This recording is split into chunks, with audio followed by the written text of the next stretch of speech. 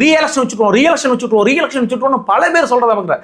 ரீஎலெக்ஷன்லாம் அவளை ஈஸியாக வைக்க முடியாது. ஏன்னு கேட்டால் விஜய் அவர்கள் பெரும்பான்மை நிரூபிக்க முடியாமல் அந்த இடத்துல தோத்து போய் அதுக்கு பிறகு ஆளுநர் அறிவிக்கணும், பெரும்பான்மை நிரூபிக்கல, உங்களுக்கு 6 மாசம் டைம் தரேன், யாராச்சும் கூடி பேசி எப்படியாச்சும் நீ வச்சுக்கிட்டு விஜய் அவர்களும் தாவேக்காவும் அதிமுகவும் கூட்டணினாலும் வச்சுக்கிட்டு அதிமுகவும் திமுகவும் சேர்ந்து எப்படிலாம் கூட்டணி என்னமோ பண்ணுங்க, 6 மாசம் டைம் தர, 6 மாசம் வரைக்கும் ஆளுநர் ஆட்சி தான் செயல்படும் அப்படின்னு அவங்க அறிவிச்சுவாங்க. அதற்கு பிறகு 6 மாசம் வரைக்கும் முடியலனா தான் ஆளுநர் சொல்லுவார் ரீஎலெக்ஷன் வைக்கணும் அப்படிம்பாரு.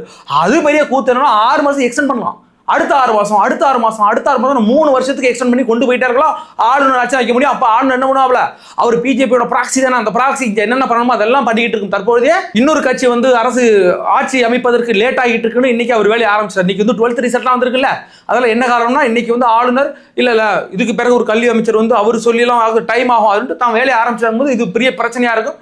அதுபோக தற்போது சிபிஐ சிபிஎம் விசிகெல்லாம் உட்பட்ட வந்துட்டாங்க அப்படிங்கிறது ஒரு சந்தோஷமான ஒரு நியூஸ் நினைக்கலாம். ஆனா இவர் எப்படிப்பட்ட ஆதரவை கொடுக்க போகிறார் அப்படிங்கிறது இன்னும் அடுத்தடுத்து கூடிய விரைவில் தான் தெரியும். 2 நாள் 3 நாளுக்கு பிறகுதான் தெரியும்.